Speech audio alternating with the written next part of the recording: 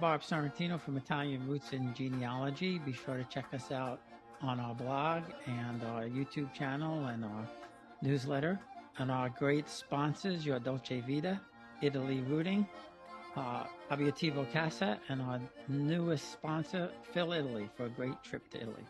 I'm here today with a great guest, John Ruscino. So welcome, John. Thanks for being here. Thank you. Glad to be here. You've been doing your research for quite a long time, yes? Yeah, quite a while. Yeah, boy, I can't remember the year we started, but been at it a while. And so what got you started? Why'd you start?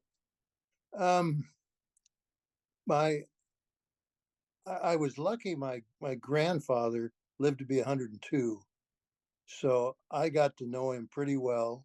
Got to spend time with him, and just after he passed away, I just kind of had an interest in the history, how far back it would go, about and try to find information about him.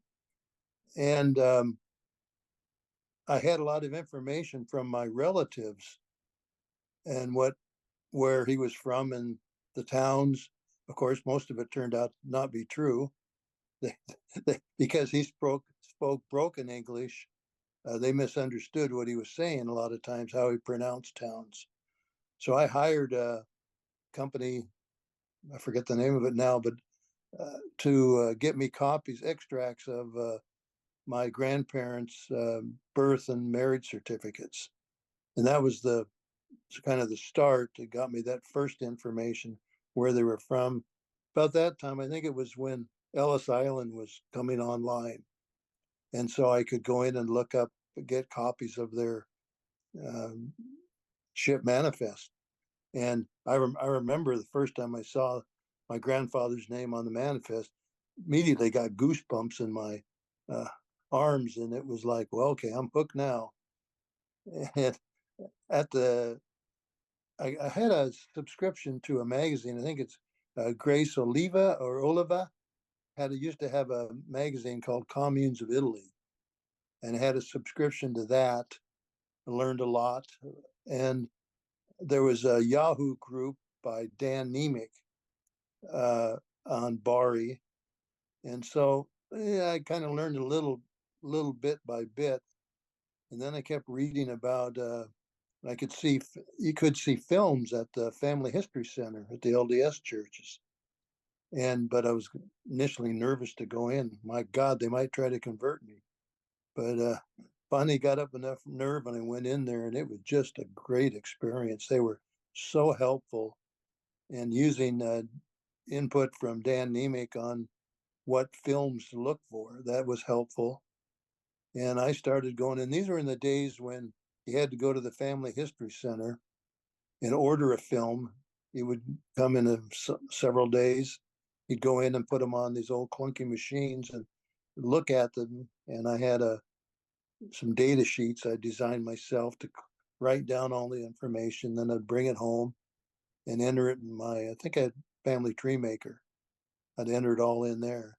And I was at the point where I was ordering 10 films at a time. And I don't remember what I paid for them, but I was kind of limited by the volunteers running the place. They're only open certain days and hours. And I was going in there so much, the guy running the place gave me my own key to the place so I could go in anytime I wanted. And that was really helpful. So I was in odd hours when they weren't even open. I'd be the only one in there going through these films. And then they closed down that Family History Center, and I had to go to another one. And they weren't so free with their keys. So I was going in there in the hours they were open, and I was looking at films. And there was a lady there, one of the volunteers. She was pretty old at that time, and she was always come and talk to me, and she was fascinated by what I was doing. I thought it was really neat. She came in one day and she gave me her ID and password so I could look at the films from home. And it was because she was involved in transcribing records. So that got me back on track or going through a lot of films from home, make a lot more progress. And what it didn't take me that long to trace my family back to on the civil records back to the late 1700s, some of the earlier references. But I found out when I started looking for aunts and uncles and where my relatives married into other families, I kept having to reorder the same films over and over. So I decided, I might as well just, when I get a film, like the birth records for a certain year, just copy all of them you have, even the ones that aren't your relatives. So that started me on kind of thinking more towards a database that had all of the Sannicandro records in them. And my grandfather, he was from Sannicandro. My grandmother was from Osido. So I went through and I was just copying complete records. And at the time, I remember thinking, it's a shame that people have to pay money to Ancestry to really get to these records, to see some of these records.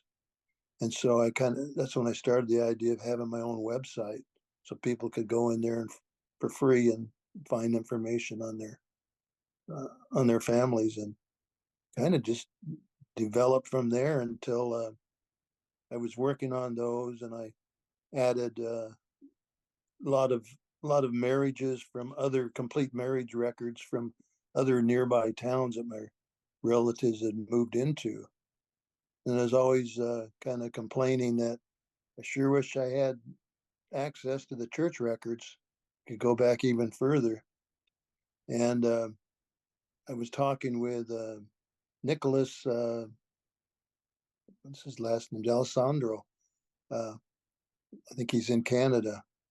He actually went there and copied the records, all the church records for Sannicandro and for Betrito too. And so, and he let me, I helped him convert him into a PDF format, and he gave me access to those church records. So then I really had a ton of work to transcribe these church records. I completed the Sannicandro, and I'm still working on Betrito, but those were all in Latin. Of course, I don't speak Latin, let alone speak Italian. So I had to go back and forth with Nicholas a lot to translate some of those, but finally completed those. And like I say, I'm still working on the Betrito records, and I got the website launched. So how many records do you have on the website now? I think about 140,000 people. My goodness. That's an It, amazing. it's still growing. Like I said, I work at. I mean, it's embarrassing the number of hours I work at it on a daily basis, but just it's probably that doesn't help. I'm probably OCD myself. Just Definitely. getting hooked. That's just incredible. I think you break the record for people I talk to. Um, so how far back do the church records go? 1591, and boy, the writing is poor. Some records are missing, and some of them are hard to read. But just kept plugging away at it and get it done. And those are birth records go to 1591. Let me see. I think I've got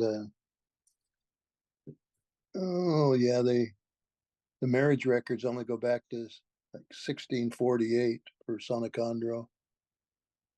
Um, but I always go through start with the marriage records, kind of establish the families.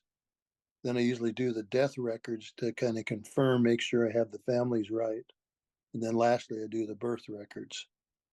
So for Sannicandro and Lucido, I did all of those. When I get into some of the other towns, mostly just do the marriage and death records and some of the birth records. So So it's so I've interviewed Dan. How do you know Dan? I think there was you used to have these Yahoo groups you could join, and it was through one. I joined one of those that he ran into, and we had some relatives in common, so we were trading information, still trading information, and so that he was really really helpful initially identifying the films to look at, and I learned a lot from him. That's fantastic. Yeah, I remember Yeah. reading one time that one of the magazines, Family Tree magazine or something, some guy was talking about using other people's data or family trees. And he said he's yet to see one that had like 100,000 and that was well referenced. And I'm thinking, well, mine's well over that, and mine's well referenced, But so you'd be shocked if the guy looked at mine. I was pretty uh, adamant on getting good references, because I don't include any of the actual records just to save space, but I have links on where the record is. Like it'll say what page number of the Sannicandro birth records, something like that, so they could go and find the actual documents themselves, but they know what to look for. That's that's incredible body of work for sure. So now you mentioned your grandfather lived to 102. Yeah, So I mean, what did he say about Italy and why did he come and everything? you know, I never understood. Well, I wish I would ask him more about those kind of questions, Mm, but I didn't. It was I was still in my teens, and I'd go stop and just visit him, and but it was we talked a lot, but didn't communicate a lot. We were because his broken English, he he didn't speak a lick of English, and but I could understand him because of his he would kind of intersperse English and Italian, and I didn't know he was hard to understand until I took some friends with me. They couldn't understand a thing he was saying, But I just gotten used to filling in the gaps with him. But but I never really got to him about. I wish I would ask more about what it was like when he came over. I remember him telling me once on the ship coming over how he was up on deck and he was ashamed to say he stole some food from some richer people while he was on deck on the ship coming over. But I could tell from the records he came over and he settled in Portland, Oregon area where I grew up. And my grandmother came over. He came over in 1905. She joined him in 1908. And they had one child that died shortly after birth in Italy. Then they had 9 children here. One of them died in his teens. So they had 8 children that lived to adulthood. And when he settled in Portland, his brother also settled here and had similar number of kids. And I think he worked for the railroad initially, where a lot of the people from San Alejandro came and worked for the railroad out here, and either this around Portland or around centered around Spokane, Washington. A lot of two of the railroad centers, and so they could even use a train to go back and forth to visit each other, people they knew from the old country. Um, and let's see, what did he found out? We started working for the railroad, and he found out he was on the lowest pay scale because they had him registered as a Negro, mm, and that ticked him off, and he quit. He quit the railroad and he went to work. Um, they had a stove manufacturer in here that makes big wood burning stoves people use to heat their homes and to cook on. And they made those, and large part of them were cast, some cast metal, and his job was to polish the castings. So he was known as a stove polisher. And I remember one time I had his polishing wheels. The real, I guess, you took your special polishing wheels and could to ply your trade wherever you were going to work. But he did that for years until sometime in the 40s he got colon cancer. And at the time, it was like a death sentence. But there was one doctor out here who would perform a colostomy operation, but it was considered experimental. But he did the operation, and like I say, he lived to be 102. But it, but it took him out of the workforce.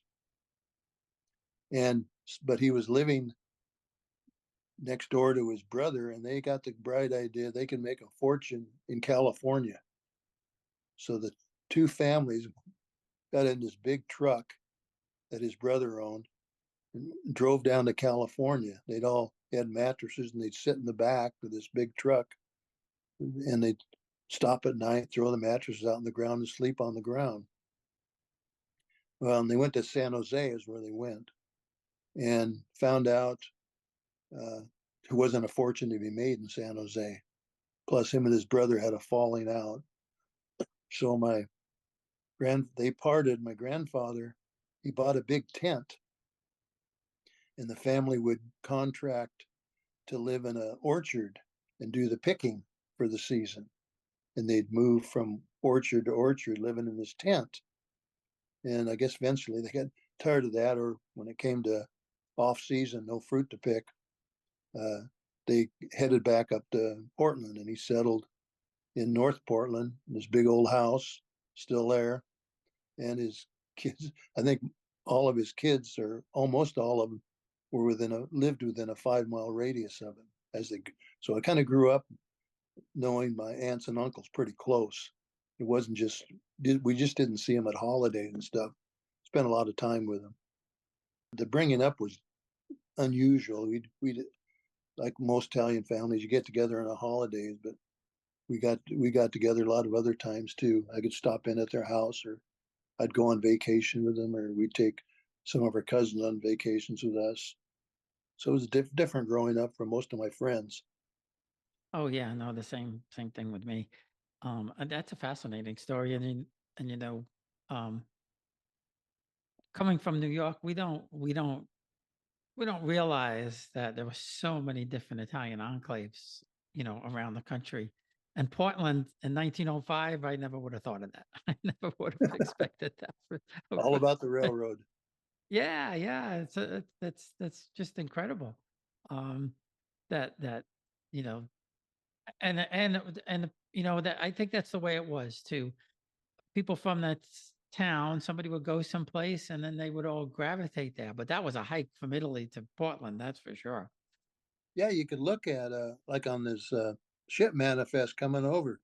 He was he said he was going to go visit some cousin that lived in Portland, and I think he needed a sponsor at that time. Anyway, that's how he ended up in Portland. Some other cousin. They I always thought they used the term cousin loosely. Hmm. Uh, Yeah, there yeah. I have a story about that. When I started doing the genealogy, my father told me, he says he had some cousins that lived in New York, and he would sure he when he was in the service, he stopped in New York and visited them, and he'd sure like to know how they're doing and maybe get in touch with them again. And I could never find out because there were both two girls. It was hard tracking the names, and he. So I finally found one of them, and she had unfortunately passed away. And the other one, I knew her name. Her name was Louise, but I could not find anything on her. And this is almost spooky to me at the time. Um, there was one weekend where my dad, when he wanted me to visit, he'd call and say, "Hey, I'm cooking some potatoes. Come on over." So I went over there, and as I walked into the house, his phone rang, and he says, "Answer the phone." They always ordered you like that. They didn't ask you. And I answered the phone, and it's this lady, Louise, his cousin. She had gone through the phone book and found the name, and just happened to call right then. And so they established. It was just a miracle. Anyway, they established a friendship and talked until till he passed away. And then I talked to her, and even went and visited her in New York till she passed away. But I traced these two back um, through the civil records, and I couldn't find any common ancestor. And they insisted they were cousins. When I got into the church records, I finally found a common relative back in 16 something. That was, by God, they are related. Not, I mean, that's really distant cousins, but because it went back several generations before I found the common ancestor.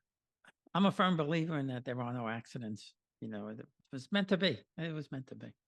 Yeah, my dad, he always said, there. I said I ran across another Chino, and he says they're not related. And I said, they gotta be. No one wakes up one day and says, I'm gonna change my name to Rashino. I said, it doesn't happen. They gotta be related somehow. You just haven't found the common ancestor. Uh, and at one time when I was working on this website, before I got a hold of the church records, I was going online using Ancestry, and I'd find all the people from those towns that came to this country, and I'd link them to their, their when they came to this country. Then I'd link them to the census, and I'd find all these records where they were linked uh, to their activities when they came to this country, so people could see their relatives now and trace some of them back all the way back to Italy.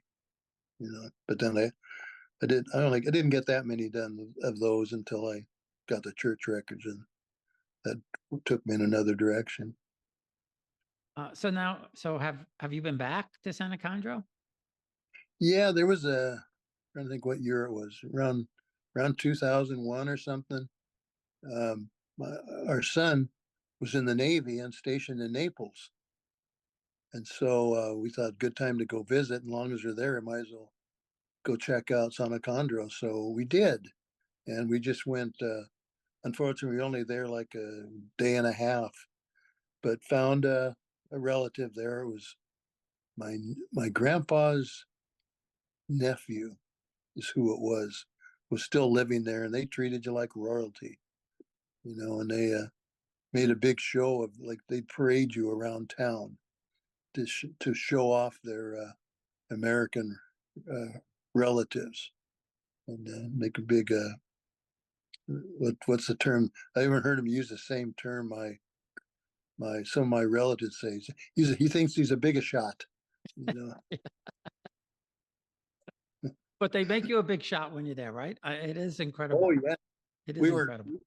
we were there for just lucky. There was a festival going on there. I think it was in September, late September. There was an annual festival and big production, and he was taking us down to see that.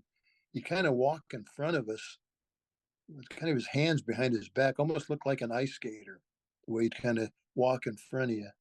And he had told me he knew everyone in town, because at evening he'd go down to the town center and talk with his buddies. But he was acting like he didn't know these people when he was leading us down there. He was just showing off, he was acting like a big shot. Uh, so now I got your name from Valerie Evans. So how did you meet Valerie? Because her story is fantastic too. Oh yeah, I think it was just joining one of the Facebook groups for Bari, and then that's kind of, I think I belonged to that group when I launched the website, and then I knew her that way, where she would ask me a lot of questions about the website. Kind of had it featured, a feature of the uh, Facebook group she was administrator for. And I don't remember. So now are you related to her? Or have you found the relations to her or no? I don't remember. Yeah, I You know, don't through remember either. through my using Family Tree Maker for store all my data, it shows me I'm related to everybody. But I mean, some really long, stretched out linkage. The nephew of the son of uh, the daughter of, and all the way from me to whoever individual I'm looking at. So being related is kind of relative. Yeah, no, I know what you mean. I know what you mean. Um, you know, my mom's family is from Puglia, from Bari. They're from Torito. Oh Um, yeah. and I mean, same thing when we went there. They just I don't as if there are relatives there, they're extremely, extremely distant. We did meet somebody with her same last name, but um, the funny thing is that he moved when my uncle left, because my uncle left in the 50s. When my uncle left, this gentleman moved into the house that they lived in. So I thought for sure he was a relative, but he wasn't. But they just took us all around the town, spent the whole day with us, just took us around, took us to the where they produce the olive oil and they're big on almonds there, which I think is Oh, probably that whole area is known for the almonds. But they brought us to the plant where they package the almonds and all of that kind of stuff. yeah, that was it was quite the experience. Really enjoyed it. Um, I enjoyed the part when we were there. I wanted to go to the cemetery, and so you could see some of your ancestors. And I was filming everyone with the Rashino last name, and he kept telling me, "Not related, not related." And he's kind of go back to his house, and he was making fun of us for taking pictures of those Rashinos that we weren't related to, which is just that way he saw it. But I was talking to another older Rashino from Toronto, and he was telling me about the Sopranoms. There were two lines of Rashinos in Sannicandro, and mine was one, and theirs was the other one. And but that when they meet, they trade the Sopranoms. They know if they were direct line or not. In fact, the guy I was talking to, I connected with some guy from Toronto, and his father, old, he was probably 80 at the time I was talking to him, and he was explaining it to me, and he was telling me about um, during World War II, where he was working in his because he didn't go home until the 50s, but he was working in his field, and some U.S. soldier came up and asked him about directions, said his same last name, and come to find out it was my uncle who was in the army and was there in Italy. Uh, so he had met my uncle uh, in in Sannicandro and pointed him at where his family was. Wow, that's something. That's something. Yeah, Uh, yeah, see, I was just looking at the map. I didn't realize that Torito was so close to Sanacandro, and um, my grandfather's family actually originally came from Acquaviva dell'Infanti. So yes. we visited there, but we visited there, um, during siesta. So there was literally not, we were the only four people on the street. There was the three of us and the driver. That was it. Nobody in that entire town. I rem- I remember when we were in Sannicandro, we had reserved motel, a place to stay at, right on the outskirts of Sannicandro, and I had a reservation there for a couple nights. And we visited my cousin. Then after we ate, I said we had to go check into the motel. He insisted on going with us, so he drove us over there. We go in and met with the guy, and my my relative there, he starts negotiating with the guy, and they make a big production. You would think they were going to get into a fist fight over the price, what they were going to charge us. Finally, I could see they came to some agreement, and they shook hands, and they poured glasses of grappa for us. We all had drank the grappa. He ended up the same price I had when I made the reservation, but he had made such a big production out of it. Ah, that's so funny. That is too funny. Um, uh, but I guess he figured he got you a deal, so everybody in the end was happy, I suppose. Yeah, maybe he got the deal that they wouldn't take anything from our room while we were there. Oh yeah, yeah. I mean, we didn't. I wish we had stayed in Torito, but we went there for the day, and then we were staying in. We stayed in Bari, which we absolutely love.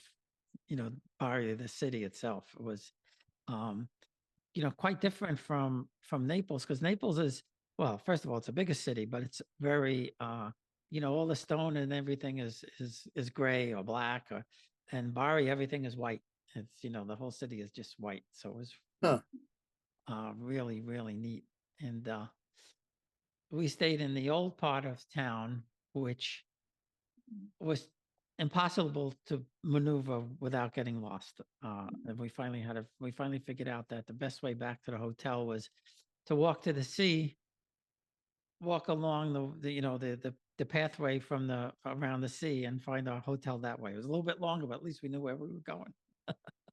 Yeah.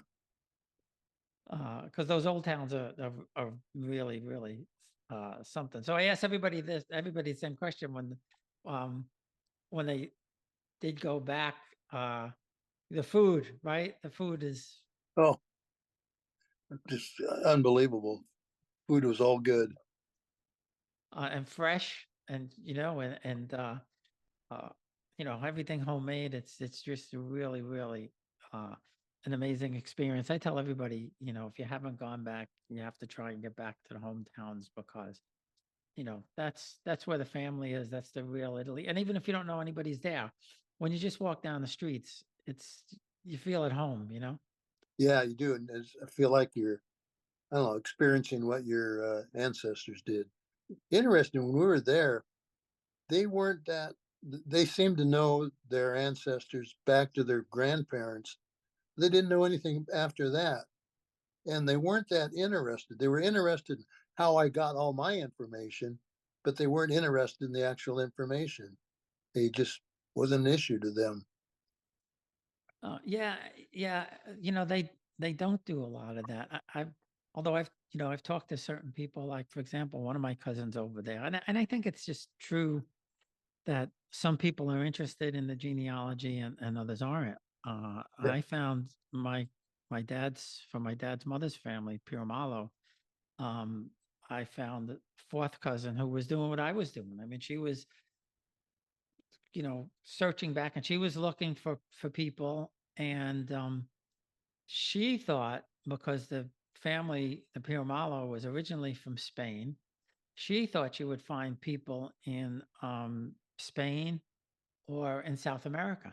She never expected to find anybody in America, because, well, she didn't even know, but fact was only two people from that family actually came to America. Oh, Everybody else stayed in Italy.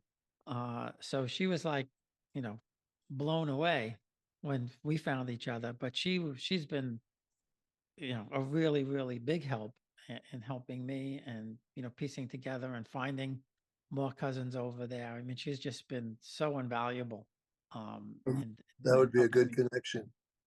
And through her, I found photos and uh, homes and everything else. And we met when we were there 2 years ago.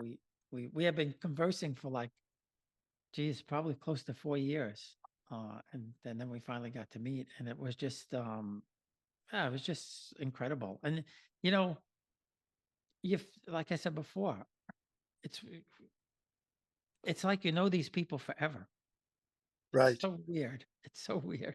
You see some like common expressions or mannerisms, just kind of makes me chuckle when I hear like the thing about the biggest shot. It's just have the same attitude as generations apart. You know.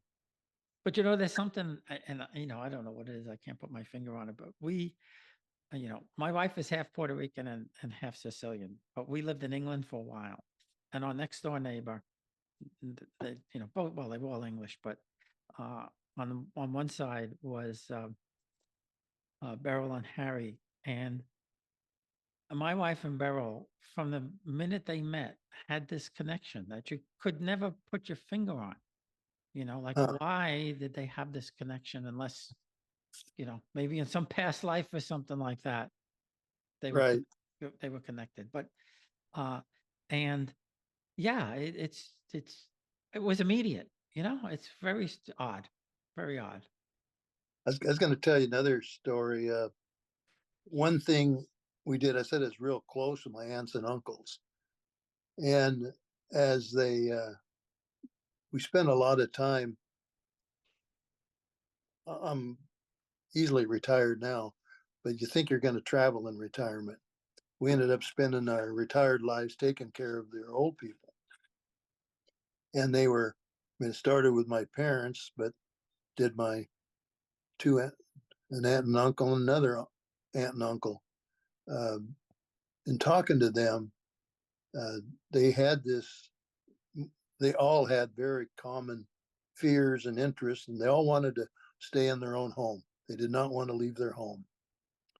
And they were also all worried about um, being able to pay their bills because, they get confused. And they were worried if they didn't pay a bill, they'd get their electricity turned off or something. So I worked with my parents and all my aunts and uncles where I says, we're going to help you stay in your home as long as you can. And me and some of my cousins would kind of work as a team on keeping them there, do the shopping for them, take them to doctor's visits. But um, they all greatly appreciate it. And I told them, I said, no, the only thing is there'll come a point when we can't provide enough help for you. And I says, what you'll be looking at is out here, they call them adult foster homes. I says, that'll be your only place to go to. You won't be able to move into one of these where you have a social life because you'll have needs that those places can't provide. I says, and they all did that, and we never came to a point where we had to encourage them to go into a foster home. They all came to the same point where they says, I think it's time for me to go into a foster home. So it was a very smooth transition and great. They eventually just took over all their finances and made sure their bills are paid. They were always fascinated how I could balance their checkbooks without having to fill out the check register every month. They couldn't believe I could do that on the computer. I'm so But glad we don't have to do that anymore. yeah, well, I found out I was doing it. My dad's found out behind my back. He was taking his check register up to the bank and having them balance it for him anyway because he just didn't quite believe me. And it was very rewarding to take care of those aunts and uncles, and they sure appreciated it. But it was even better quality time to spend with them, right up to the end of their lives. The one uncle, he lived to be 104, so we spent a lot of time with him. Geez, you're going to be like 120 with those I, roots. I feel like I'm only 75, but I feel like I'm 102 already. I'm Yeah, 73. Does time seem to like it's going like faster? yeah, it does lot faster. Yeah, Yeah. that's We, what I. Luckily, I'm addicted to the genealogy, so I don't get bored to well, spend and time. that's the same thing with me. I retired like, I guess almost 9 years now. But I got right into doing that. And, I have friends who are like, how could you quit? I said, I keep myself busy. If you keep yourself busy, you won't miss it. You won't miss work. Find a hobby, do something, I'm not saying everybody should do genealogy. It's not their thing, but uh, you should be able to find something to do, learn a language, write a book, whatever. Yeah, yeah, I agree. That's got to have something to replace. I never missed work a bit. No, no, neither did I. At the beginning, my wife said, "Don't you miss work?" I said, "I don't. I worked for a big bank, and it just started. It was getting more and more and more political. That I just, I couldn't deal with it anymore. I was to the point where I was an executive director. I couldn't even order a pencil. Huh. I enjoyed my job, but I found my job was cutting into time I wanted to spend on genealogy. so, I didn't miss it that bad because I knew I could spend more time doing what I enjoyed. Oh, no, that's fantastic. So before we go, uh, where can people find you, or where can they find the website? The website, it's all one word, BariAncestors.com is the website. And there's they can send emails through that site to me if they have something to say about the website, or if they have questions about the website, or have people still uh, getting a hold of me to add people to the website. So add more, their families. So that's the best way to get a hold of me. It's fantastic. Well, listen, John, thanks again. I really appreciate you taking the time. Thank you. I enjoyed it too.